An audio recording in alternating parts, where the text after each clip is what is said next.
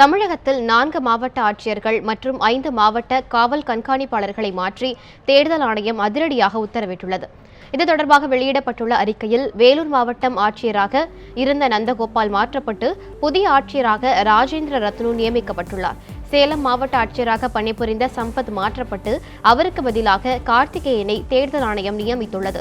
திண்டுக்கல் மாவட்ட ஆட்சியர் ஹரிஹரனுக்கு பதிலாக சத்யபிரதா சாஹூ புதிய ஆட்சியராக நியமனம் செய்யப்பட்டுள்ளதாகவும், தேனி மாவட்ட ஆட்சியர் வெங்கடாச்சலம் இடமாற்றம் செய்யப்பட்டு அவருக்கு பதிலாக நாகராஜும் நியமிக்கப்பட்டுள்ளதாக தேர்தல் ஆணையம் தெரிவித்துள்ளது.